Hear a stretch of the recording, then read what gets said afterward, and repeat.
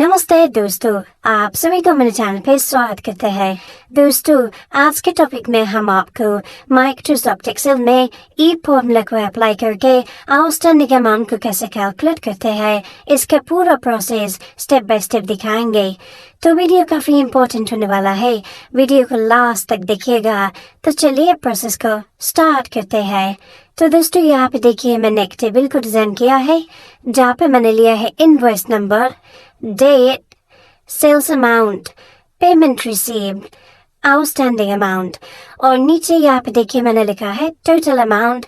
यहाँ पे हम टोटल सेल्स अमाउंट के टोटल को निकालेंगे और यहाँ पे हम पेमेंट रिसीव के टोटल को निकालेंगे और यहाँ पे हम टोटल कितना आउटस्टैंडिंग अमाउंट है उसका टोटल यहाँ पे आपको निकाल के दिखाएंगे। तो सबसे पहले दोस्तों हम यहाँ पे आउटस्टैंडिंग अमाउंट को कैलकुलेट करेंगे।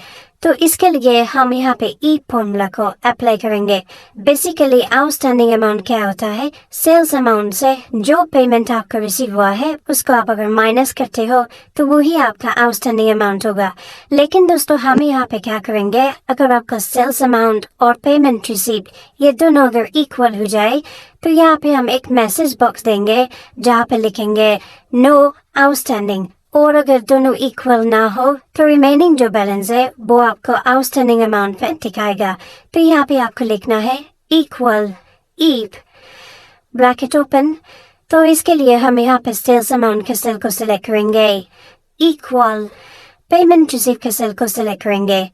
अगर आपका सेल्स अमाउंट पेमेंट रिसीव के इक्वल होता है तो यहाँ पे देंगे कोमा। कोमा देने के बाद डबल इन्वर्टेड कोमा में लिखेंगे नो आउटस्टैंडिंग,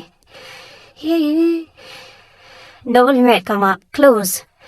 मतलब कि अगर आपका सेल्स अमाउंट पेमेंट रिसीव के इक्वल होता है तो यहाँ पे एक मैसेज आएगा जहाँ पे लिखा होगा नो आउटस्टैंडिंग कोमा।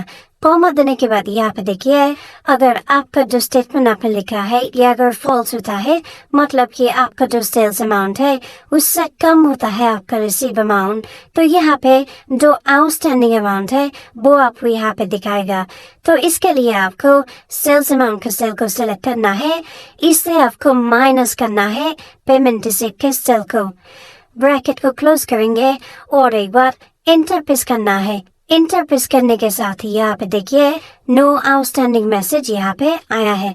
यहाँ पे देखिए आपको जो सेल्स अमाउंट है और जो पेमेंट रिसीव अमाउंट है दोनों यहाँ पे सेम है, इसीलिए यहाँ पे नो आउटस्टैंडिंग मैसेज आया है।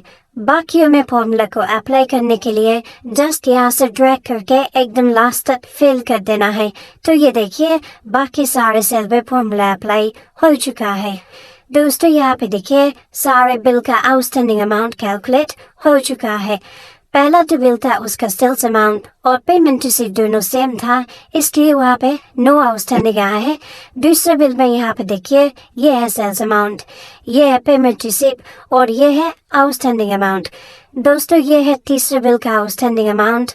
चौथे बिल में यहाँ पे देखिए इसका जो सेल्स अमाउंट है और पेमेंट रिसीव है दोनों यहाँ पे सेम है, इसीलिए यहाँ पे नो आउटस्टैंडिंग मैसेज आया है। ऐसे ही देखिए बाकी सारा कैलकुलेशन यहाँ पे हो चुका है। अब मैं दोस्तों इनको सिलेक्ट करूंगा, सिलेक्ट करके इनके अलाइनमेंट को राइट पर सेट कर दूंगा। तो इसके लिए सिलेक्ट करने के बाद आपको जाना होगा होम टैब में। होम टैब में जाने के बाद यहाँ से आपको राइट अलाइन में जाके क्लिक करना है। क्लिक करने के साथ ही यहाँ पे देखिए इनका अलाइनमेंट राइट पर सेट हो चुका है। अब मैं दोस्तों यहाँ पे 1 बाय 1 सारे टोटल अमाउंट को कैलकुलेट करूंगा। तो सबसे पहले हम यहाँ पे सेल्स अमाउंट के टोटल को निकालेंगे। इसके लिए आपको यहाँ पे प्रेस करना है ऑल्ट इक्वल। प्रेस करने के साथ ही यहाँ पे देखिए सम फॉर्मूला अप्लाई हो चुका है और यहाँ पे देखिए टोटल जितने भी सेल है उन सारे सेल को यहाँ पे पिक किया है। जस्ट एक बार आपको इंटर प्रेस करना है। इंटर प्रेस करने के साथ ही यहाँ पे देखिए सेल्स अमाउंट का टोटल यहाँ पे निकल चुका है। अब हम यहाँ पे इस फॉर्मूला को बाकी सेल में अप्लाई करेंगे। जस्ट यहाँ से ड्रैग करके आपको लास्ट तक फिल कर देना है। तो यहाँ पे देखिए सम फॉर्मूला सारे सेल में अप्लाई हो चुका है। तो दोस्तों ये देखिए ये है पेमेंट रिसीव का टोटल अमाउंट। 2,40,450 और यहाँ पे देखिए दोस्तों, जितने भी आउटस्टैंडिंग अमाउंट है ये है उसका टोटल अमाउंट 29,480 रुपए। तो दोस्तों यहाँ पे देखिए सारा कैलकुलेशन कंप्लीट हो चुका है। ये है आपका टोटल सेल्स अमाउंट, ये है आपका टोटल पेमेंट रिसीव और ये है आपका टोटल आउटस्टैंडिंग अमाउंट। सारा कैलकुलेशन यहाँ पे कंप्लीट हो चुका है। फाइन, तो दोस्तों ये था सिंपल प्रोसेस जिसको यूज करके आप इजीली माइक्रोसॉफ्ट एक्सेल में ई फॉर्मूला को अप्लाई करके आउटस्टैंडिंग अमाउंट को कैलकुलेट कर सकते हो। वीडियो अगर पसंद आया तो लाइक कर दीजिएगा।